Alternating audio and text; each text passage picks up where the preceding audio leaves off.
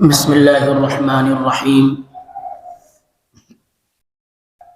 نحمده ونصلي على رسوله الكريم، أما بعد. أعوذ بالله من الشيطان الرجيم. بسم الله الرحمن الرحيم. إنا أعطيناك الكوثر فصل لربك وانحر إن شانئك هو الأبتر. صدق اللہ العظیم.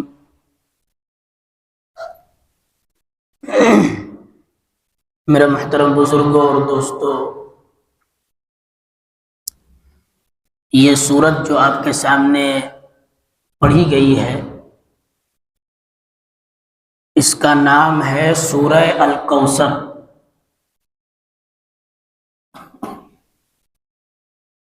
یہ قرآن کریم کی سب سے مختصر اور چھوٹی سورت ہے. پہلے میں اس کا ترجمہ کر دیتا ہوں، اس کے بعد اس سورت کا شان نزول، اس کا پس منظر اور اس کے متعلق کچھ مفید باتیں آپ کے سامنے بیان کی جائیں گی تاکہ سورت کا سمجھنا ہمارے لیے آسان ہو جائے. اس سورت کا ترجمہ ہے انا اعطیناک الکوثر.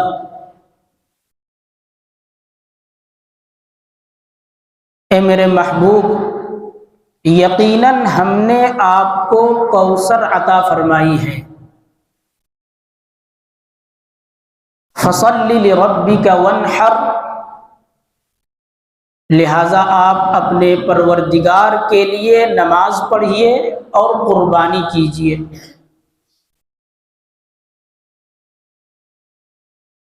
ان شانئک هو الابتر، بلا شبہ آپ کا دشمن ہی بے نام و نشان ہے. یہ اس سورت کا ترجمہ ہے.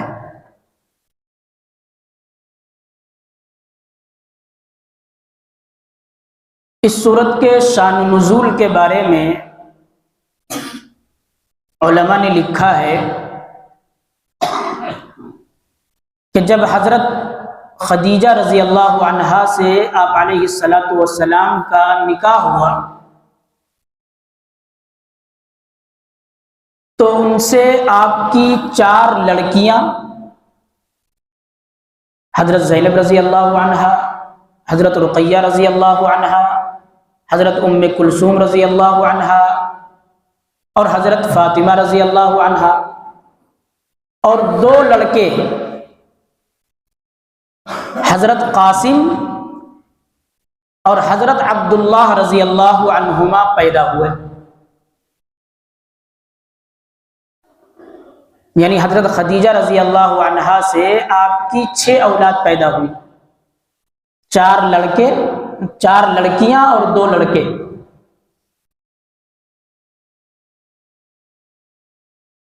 لڑکیاں تو سب الحمدللہ زندہ اور باحیات رہی، اور ان کی عمریں بھی لمبی ہوئی، لیکن آپ کے دونوں لڑکے بچپن ہی میں وفات پا گئے.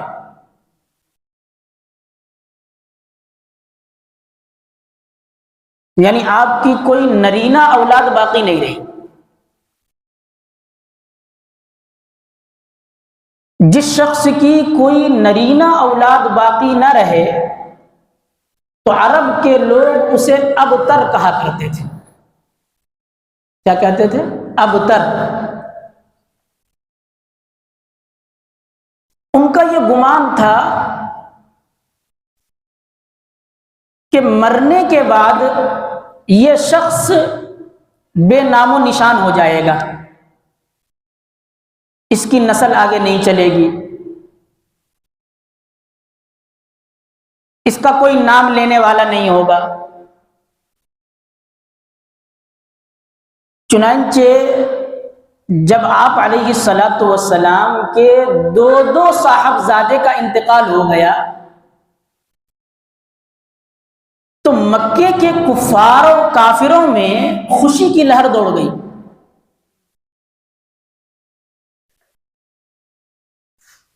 اور ان کے بعض سرداروں نے، جن میں عاص بن وائل، ابو جہل، عقبہ ابن ابی معیط اور آپ کا حقیقی چچا ابو لہب بھی شامل ہے، ان لوگوں نے آپ علیہ الصلاۃ والسلام کو یہ طعنہ دینا شروع کیا کہ بھائی اب تو ان کی کوئی نرینہ اولاد تو بچی ہی نہیں، لہذا ان کے دنیا سے چلے جانے کے بعد نعوذ باللہ ان کا کوئی نام لینے والا نہیں رہے گا.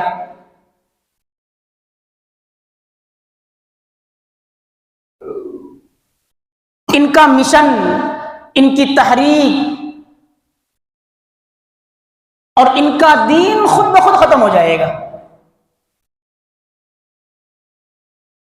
اب تھوڑی دیر کے لیے سوچئے کہ ایک کے بعد ایک بیٹے کی وفات کی وجہ سے آپ علیہ الصلاۃ والسلام پر کس قدر غموں کا پہاڑ ٹوٹا ہوگا. اس موقع پر ہونا تو یہ چاہیے کہ آپ کے عزیز و اقارب، آپ کے رشتہ دار، قبیلے اور برادری کے لوگ آپ کو تسلی دیتے، آپ کے غم میں شریک ہوتے، آپ کے لیے اظہار ہمدردی کے 2-3 جملے بول دیتے.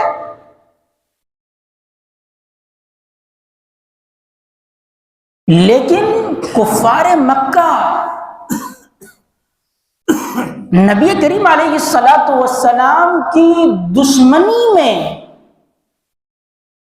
اتنے بے رحم اور پتھر دل ہو چکے تھے کہ ایک طرف تو نبی کریم علیہ الصلاۃ والسلام اولاد کے غم سے نڈھال تھے اور دوسری طرف قریشی سردار، جس میں آپ کے عزیز و اقارب بھی شامل ہیں، خوشیاں منا رہے تھے، آپ کو طعنہ دے رہے تھے، دل توڑنے والی باتیں کر رہے تھے.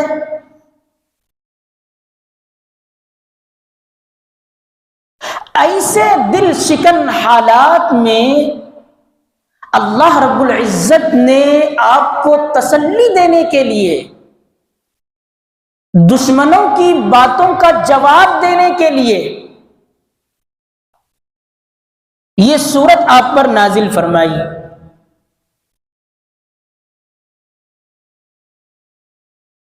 اس چھوٹی سی سورت میں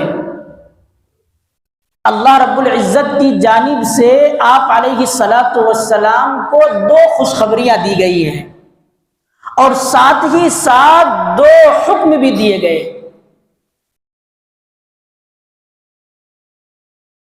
اللہ کی طرف سے سب سے پہلی خوشخبری یہ سنائی گئی، اِنَّا أَعْطَيْنَاكَ الْكَوْثَرَ، کہ اے میرے محبوب پیغمبر یقین مانو کہ ہم نے آپ کو کوثر عطا فرمائی ہے.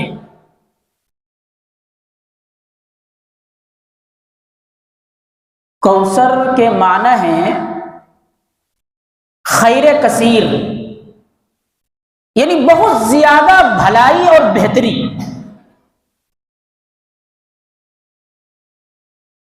اللہ رب العزت نے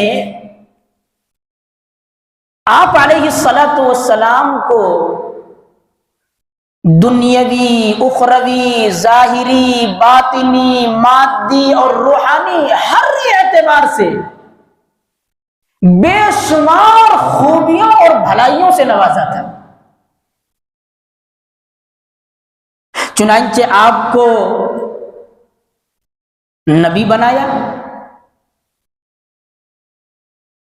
تمام نبیوں اور رسولوں کا سردار بنایا، قرآن کریم جیسی عظیم الشان کتاب عطا فرمائی،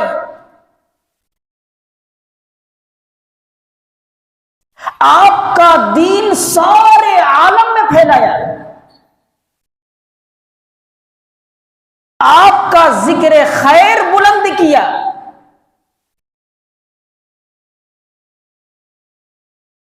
مقام محمود اور شفاعت کبریٰ عطا فرمایا، نہر کوثر اور حوض کوثر جیسی عظیم نعمت عطا فرمائی، جس حوض کوثر کے بارے میں حدیث شریف میں آتا ہے، اللہ کے نبی علیہ الصلوۃ والسلام نے فرمایا کہ اس حوض کا پانی دودھ سے زیادہ سفید، شہد سے زیادہ میٹھا اور برف سے زیادہ ٹھنڈا ہوگا۔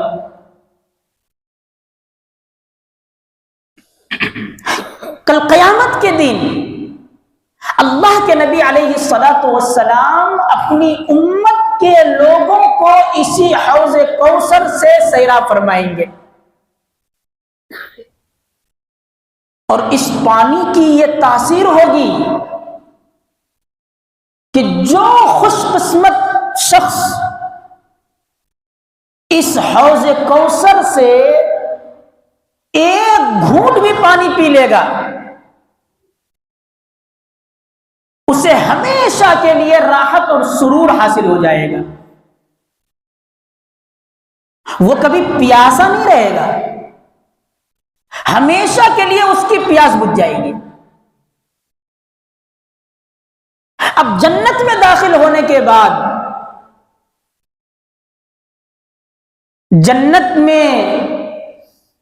جنت کے جو مشروبات پئیں گے وہ پیاس بجھانے کے لیے نہیں، بلکہ لذت کے طور پر، مزے لینے کے لیے۔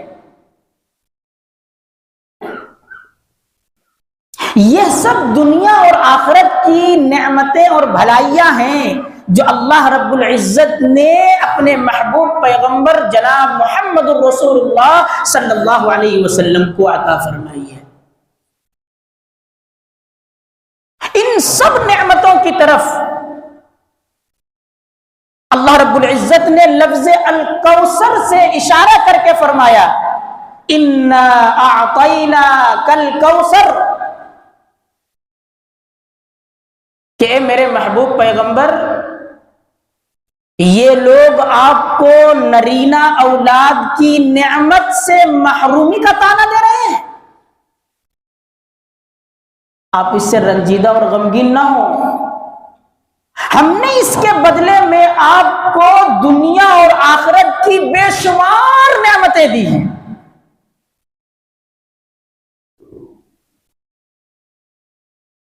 اب آگے فرمایا فَصَلِّ لِرَبِّكَ وَانْحَرْ،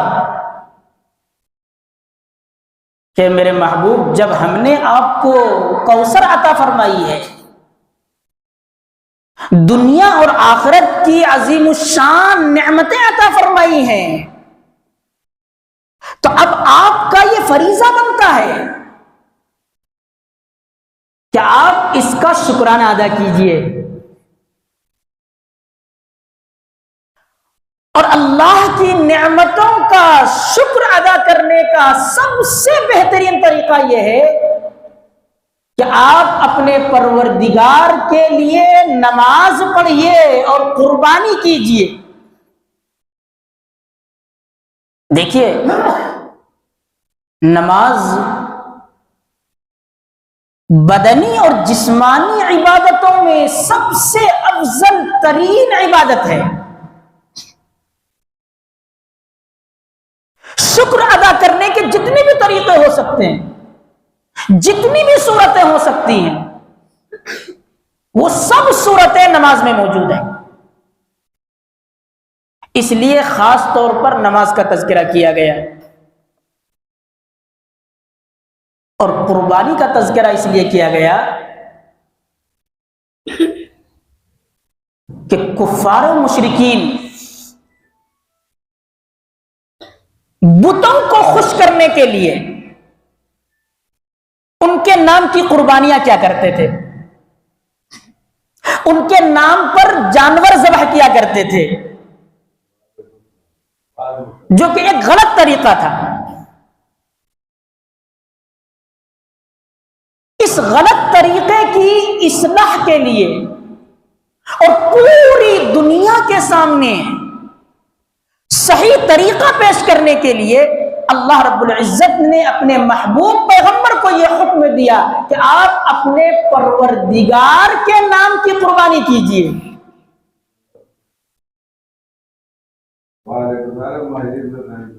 گویا کہ ان دو حکموں کے ذریعے کفار کے طور و طریقے کی تردید کی گئی ہے کہ کفار غیر اللہ کی عبادت کرتے ہیں، بتوں کو پوجتے ہیں، غیر اللہ کے نام کی قربانیاں کرتے ہیں، بتوں کے نام پر جانور ذبح کرتے ہیں۔ اے میرے محبوب، آپ نماز بھی اللہ کے لیے پڑھیے اور قربانی بھی اسی ایک اللہ کے لیے کیجیے۔ جیسا کہ قرآن کریم کی ایک دوسری آیت میں اسی مفہوم کو ان الفاظ میں ادا فرمایا گیا، قل ان صلاتی ونسکی ومحیای ومماتی للہ رب العالمین لا شریک لہ وبذالک امرت وانا اول المسلمین۔ اللہ تعالیٰ فرماتے ہیں کہ میرے محبوب آپ یہ اعلان کر دیجئے، لوگوں کو بتا دیجئے کہ میری نماز، میری قربانی، میرا جینا اور میرا مرنا سب کچھ اللہ رب العالمین کے لیے ہے، اس کا کوئی شریک نہیں ہے، اس کا کوئی ساجھی نہیں ہے، اور مجھے اسی بات کا حکم دیا گیا ہے اور میں اس اللہ کے سامنے سب سے پہلے جھکنے والا ہوں۔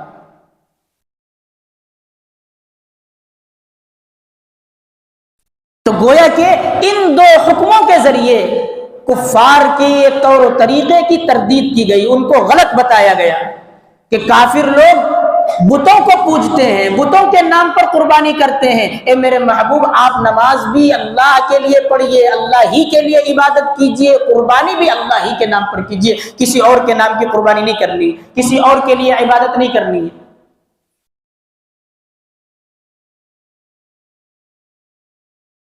اور آگے تیسری اور آخری آیت میں اللہ رب العزت نے دشمنوں کے طعنوں کے جواب میں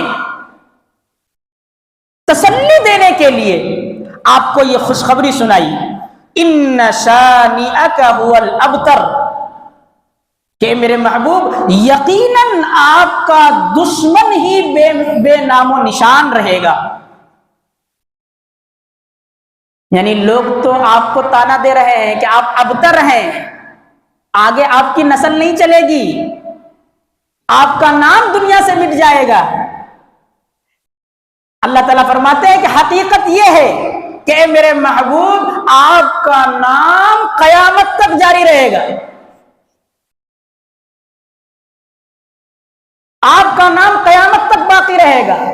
آپ جس مشن کو لے کر کے آئے ہیں وہ مشن قیامت تک جاری رہے گا، البتہ آپ کے دشمنوں کے نام مٹ جائیں گے۔ آج دنیا میں اس حقیقت کو سر کی آنکھوں سے دیکھا جا سکتا ہے کہ رات اور دن کا کوئی بھی لمحہ ایسا نہیں ہے جس میں کچھ نہ کچھ اہل ایمان آپ علیہ الصلاۃ والسلام پر درود نہ بھیجتے ہوں، سلام نہ بھیجتے ہوں، آپ کی رسالت کی گواہی نہ دے رہے ہوں۔ دنیا کے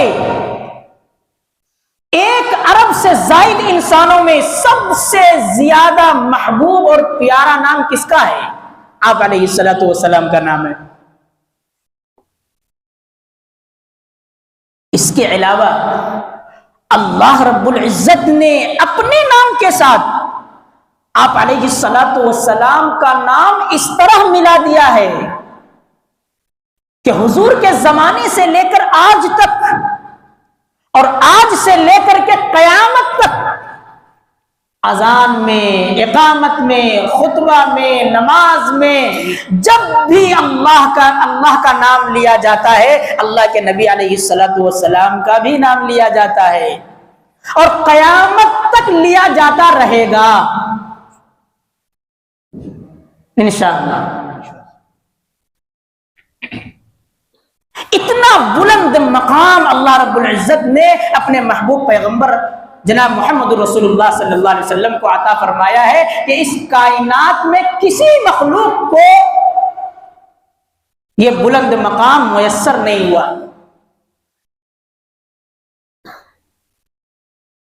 دوسری طرف جو لوگ تانا دے رہے تھے،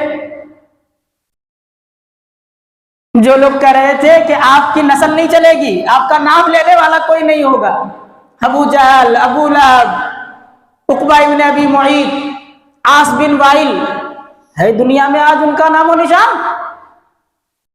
ان کا نام و نشان باقی ہے؟ ان کا نام لینے والا کوئی ہے؟ اگر ان کا نام بھی لیا جاتا ہے تو اچھائی کے ساتھ نہیں، برائی کے ساتھ لیا جاتا ہے، اور وہ بھی آپ علیہ الصلوۃ والسلام ہی کی نسبت سے لیا جاتا ہے۔ دیکھیے، یہ تو اس سورت کا ترجمہ اور مختصر تشریح ہے۔ ہمارے اور آپ کے لیے اس سورت میں پیغام کیا ہے؟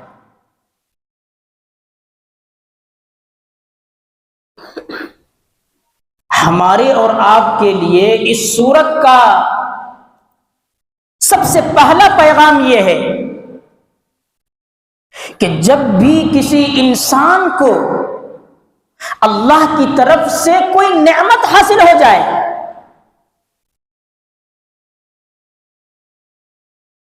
تو اس نعمت کا شکر صرف زبان ہی سے نہیں بلکہ عمل سے بھی ہونا چاہیے۔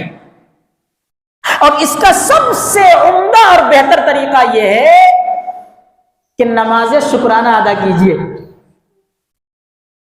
شکرانے کے طور پر 2 رکعت نفل پڑھ لیجیے۔ تو پہلا سبق تو یہ ہے کہ کوئی بھی نعمت حاصل ہو جائے تو اس نعمت کا شکر صرف زبان ہی سے نہیں بلکہ عمل سے بھی ادا کرنا ہے۔ اور دوسرا پیغام یہ ہے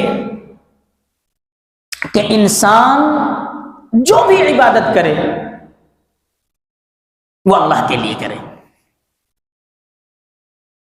غیر اللہ کے لیے یا دوسروں کو دکھانے کے لیے، اپنی شہرت اور ناموری کے لیے نہ کرے، بلکہ محض اللہ کی رضا حاصل کرنے کے لیے کرے۔ دیکھیے، اگر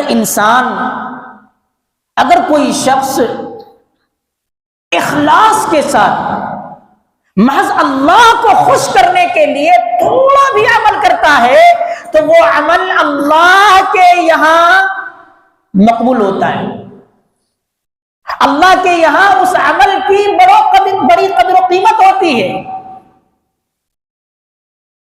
لیکن اگر کوئی عمل دیکھنے میں بہت بڑا ہو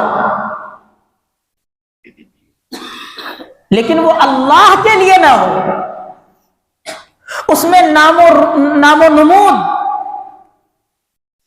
اور شہرت مقصود ہو یا دنیا کا کوئی اور مقصد پیش نظر ہو، تو اس بڑے عمل کی بھی اللہ کے یہاں کوئی قیمت نہیں ہے۔ یہ ضابطہ نماز کے لیے بھی ہے، قربانی کے لیے بھی ہے، بلکہ جتنی بھی عبادتیں ہیں، جتنے بھی نیک اعمال ہیں، ساری عبادتیں اور سارے نیک اعمال کے لیے ضابطہ یہی ہے کہ جو بھی عمل کیا جائے وہ کس کے لیے کیا جائے؟ اللہ کے لیے کیا جائے، دوسروں کو دکھانے کے لیے نہیں۔ اس لیے ہر انسان کو یہ کوشش کرنی چاہیے کہ جب بھی وہ کوئی نیک عمل کرے، چاہے چھوٹا ہو یا بڑا ہو، وہ اللہ کو راضی کرنے کے لیے کرے۔ اس صورت سے ایک اور پیغام ہمیں اور آپ کو ملتا ہے. وہ پیغام یہ ہے کہ دیکھیے اللہ تعالی کفار و مشرکین آپ علیہ الصلاۃ والسلام کی مخالفت کر رہے تھے، آپ کو طعنہ دے رہے تھے، تو اللہ نے کیا فرمایا؟ فَصَلِّ لِرَبِّكَ وَانْحَرْ، نماز پڑھیے اور قربانی کیجیے.